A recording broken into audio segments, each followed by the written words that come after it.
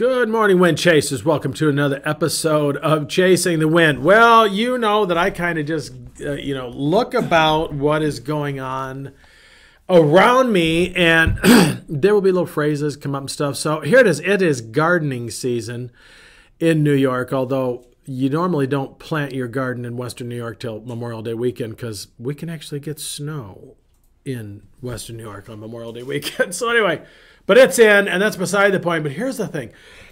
So I have this friend who has horses and cows, and, you can, I told him I need to get some compost. So he says, I got it. And so here's the thing. So I go out and I get like a bunch of buckets of horse and cow manure. I say manure. I'm from the Midwest, but it's manure. Compost. This stuff is good stuff. As Vern used to say on those old that movie. Good stuff, Vern. But anyway, we used to say good stuff, Maynard. But anyway, that's beside the point. Of course, in those days we didn't use stuff. We used another word, and we won't go into that right now. So I joked with this friend of mine. I said, I don't need to give him any more crap, And actually, I did go back for some more. That's how bad it is. How does that mirror our lives? Sometimes we have people that heap it on us, and what do? We keep going back to it, don't we? Wow. We keep going back to it. I just had breakfast with a friend of mine this morning, and kind of his dad's dealing with some crap. That's something I've kind of dealt with. I'm sorry if you're offended by that word, but, hey, it is what it is. Because here's what I've discovered. All God's people got crap. They got junk. They got manure. They got stuff. Here's the thing. We can either let that stuff stink up our lives, or we can redeem it. We can bring it to the Lord and let Him redeem it and use it to fertilize our lives. I think about what... This wasn't where I was going with this day, so it's kind of interesting. It could be a whole series, actually, on this before it's all said and done. But God changes everything. Joseph, his brothers heaped a lot of crap on him. They buried him, they threw him in the cistern, rather, left him for dead, messed with their dad, too. You know what I'm finding is the Old Testament is full of nutty people. They present their wives as their sisters so that they don't, they lie, they outright lie, and God still blesses them. I'm like, man, maybe I got a chance here. Okay, I haven't presented my wife as my sister. Joseph says, you meant it for evil, but God meant it for good. But God changes everything. I just preached this last Sunday, Pentecost Sunday. We spend our lives trying to avoid suffering. That we feel as Christians we shouldn't have to deal with pain. I lost a good friend of mine last fall. Asked another friend of mine if he would be praying for him, and he was praying that God would remove the cancer and everything else. And it was not getting better. And my friend, when I texted him, he asked how my friend was doing, and I said he's not doing well. It's looking like the cancer is not going away. It's spread. And he said something to me that I didn't want to hear, but it was what I needed to hear. It sounds like it's time for your friend to go. Ugh, I didn't want to hear that. I don't want pain. I have the generic Neosporin with pain reliever. I like that little pain reliever. I want it to just take that pain away right away. I don't want to feel that. Oh, doc, I got pain. Give me something for it. I want to take it. I got arthritis in this knuckle on my left hand. And, I put the little blue emu on there because I don't want to feel that pain. But sometimes pain tells us, it's a warning sign to us. And you know what? Unless you're a monk, some sort of mystic sitting up on a thing, you're gonna, and if you're especially if you're in ministry, you're gonna get it heaped on you. Okay, I'm just telling you, you're gonna get it heaped on you. It's gonna come. If you're a person, you're gonna get crap on you, people. It happens. What are you gonna do with it though?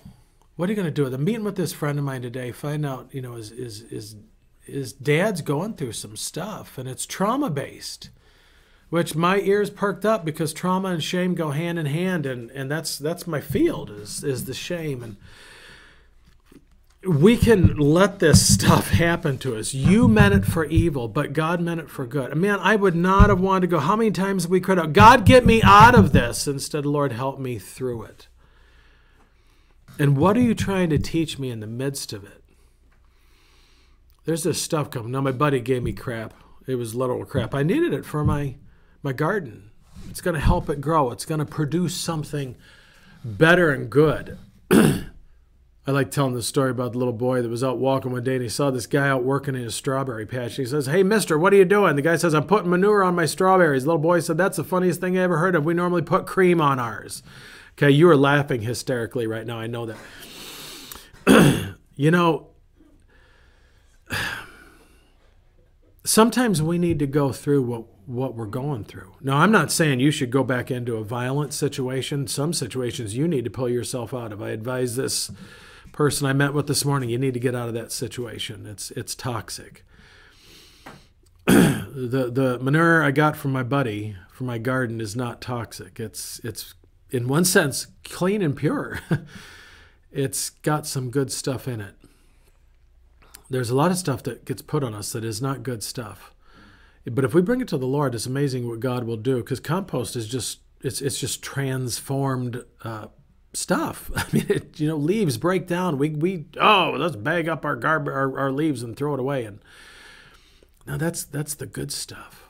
That's that good. I'm kind of into regenerative farming right now. I'm fascinated by it. That the land will heal if we'll quit abusing it. And boy, how would that be in our relationships? How about our country?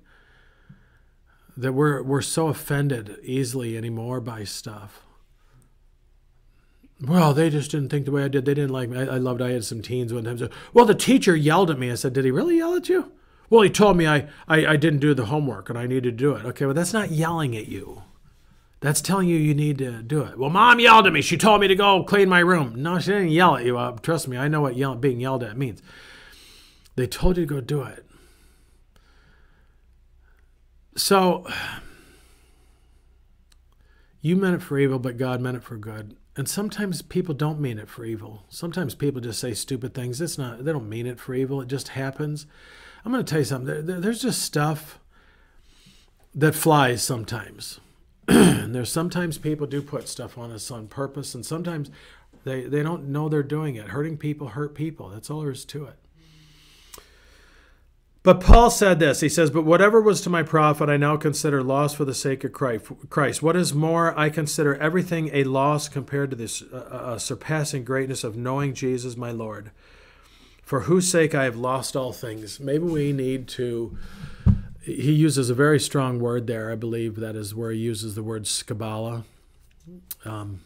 It's beyond crap, people. He means it what it is. But he says, you know what? I can focus on that. I can focus on that, or I can say, wait a minute here. It's so funny. We'll look at the dot, won't we? There's a white piece of paper, and we'll look at that one dot on there.